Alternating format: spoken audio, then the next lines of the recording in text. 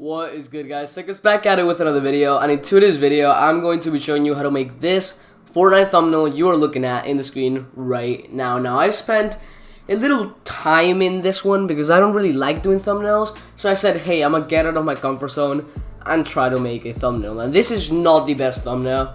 I just saw kind of this style going around, and I thought, hey, I might just try to make something with that style, but a little bit more, professional, because the GFX world is full of cringeness. So we're just gonna get right into it. If you don't already, follow me on Twitter and Instagram at SacozYT, and if you look at the date on the top of my screen, you would see that it is the same date. That's because I'm going on a trip. So I'm recording 2 tutorials right now, and while I'm in the airport, I'm gonna be recording a speed art so my editor can edit them and publish it on the day of the calendar that we should. So without anything else to say, let's just get right into this. Alright, so the first thing I did is I found a screenshot. Now, I used the Fortnite graphics pack. You can download this if you want. I took this screenshot and I just put it up here. So I'm just gonna, take this, hide this, and then just put it back. And this is the screenshot I used. Now, as you can see in this one, it's not just clean, it does have some differences, and that's a gradient map. So when you add a gradient map right over there, you will see this is kind of weird, but these are the light colors and these are the dark colors, or otherwise. No, I'm guessing this is light color. So what I did is I did a really nice blue and then a darker blue. It took me a while to find these colors, so I'm guessing it's gonna take me a while to find this too. I'm just gonna copy this and show you guys the colors because I really don't want to spend the amount of time I did on that. Alright, so the colors are, for the left, hashtag 14263C, and for the other one, there, 1E5C6B. That's the color I used. And as you can tell, my thumbnail doesn't have any light on top or anything like that. I try to have it as clean as possible, and I only added light when I thought it looked good. So then, what I did is I found this skin that I really like. It's just so funny. Like, I don't know why, it's just so funny to me, especially that the whole thing, it's like, kind of like a piss off kind of thing.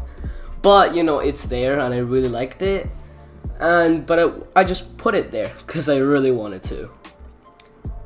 So in this text, let me just align it right over there. In here it says random duos. So what I did for this text in a specific was that I put text and then I put random, all capitals. And the font I used this for was Gotham. Now, I was gonna do like the Fortnite font, but I was like, okay, every single Fortnite header, every single Fortnite thumbnail that has text on it officially has Burk Bang Big Condensed or something like that. That's what every single person uses for their thumbnails. So I wanted to do something kind of different that's not the same font as each and every single person out there. With every avatar, with every profile picture, with everything, they always use the same font. And they actually probably sell more than me. But, I'm just tired of seeing the same font over and over again. So what I did, once I got these random duos, I duplicated it. Why? Because then I have both of them, and I can do whatever I want with them and modify them. And as you can see, this is way thicker, the duos is way thicker than the random, and that helped me a lot to match what I needed. So what I did is just hide this layer and match duos to random, and I am pretty sure I used Gotham Black. Not 100% sure, but I'm guessing. And this makes a hierarchy, right? So if you ever study actual graphic design principles, you'll probably learn about hierarchy, which is basically telling the human eye what you want to see first. So what I did is just put random, which is in medium. I made it smaller and, kind of not as important. And duos, I made it black, bigger, and in this case, another color than random. So it makes it grab attention to duos. But if it was just to random, then it's just random hierarchy that no one cares about. You see what I did there? Alright, so what I did is select them both, Command T, And instead of rotating it, most people just rotate it and keep it like that. What I did was take it, and while pressing command on all of this, it makes you grab with perspective. So it just makes you, you know, with perspective. Now in text, it's not as important, so let me just hide this too. But if I do it with an image, I can put it in perspective. So if I wanted to do something like that, for some strange reason, I could. If I wanted to change it to that, I could. But with this text, that's the effect I was going for. And as you can see, they're fairly similar. So what I did is group this, put it beneath them, and make sure you go still read the D, because I was fixing your designs today. Stream, it was a couple of days ago. It was 2 days ago when this video is coming out, and I found something that you couldn't really see at D, so I made sure that the D was still visible. So as you can see, random is blue and duos is not, is white. So what I'm gonna do, if you don't mind, is I'm gonna get the color that you can use as well, and go here to random, right over there, 34C AF3. I put it up there, and as you can see, it's starting to look nice. It's starting to take shape. Now duos is a little bit bigger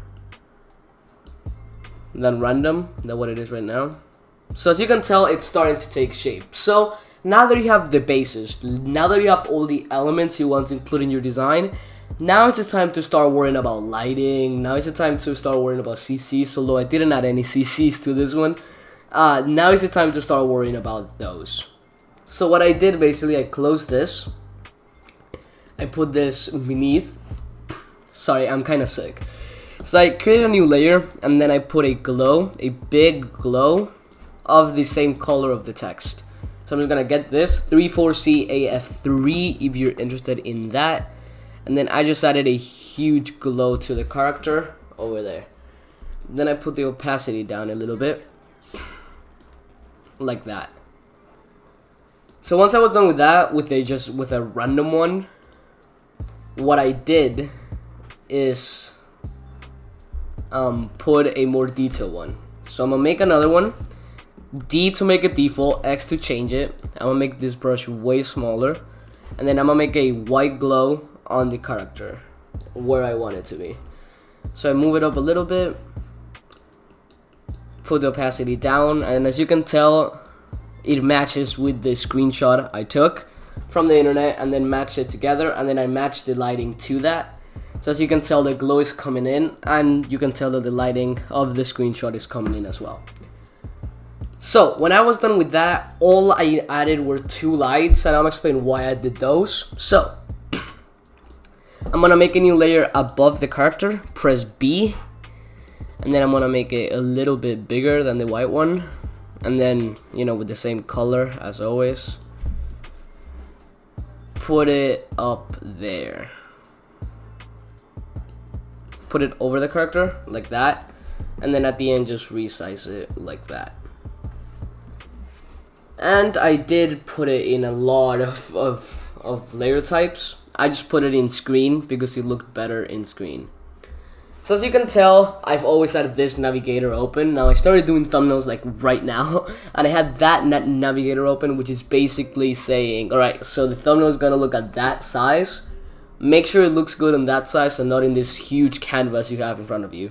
So while you're working, it's cool to just look over and look here to see if what you did actually looks good there. For example, if you added, I don't know, particles, it may not look as good as it does right now in a thumbnail. And the same otherwise. So if you have something that looks good small, it may not look as pleasing in a larger scale. But again, you're doing a YouTube thumbnail, so that's what you have to deal with. So I put it in screen, so it basically gives a lot of contrast to it, and it drives your eye to it as it's vibrant. And then other thing I did was in the text, right above the text, I added a white one, and I put it, I believe, overlay. Let me check that real quick. I put this in overlay, yes. So put it in overlay, so it like shows a little bit of light, and right here it looks like it's a gradient, but guess what? It's not a gradient. It's just a light that basically takes everything and makes it look way nicer. After I was done with that, this is way too big of a glow. So it's okay to just go back and do stuff with it. That's what I'm doing right now. The blue glow was way too much, so I just did this.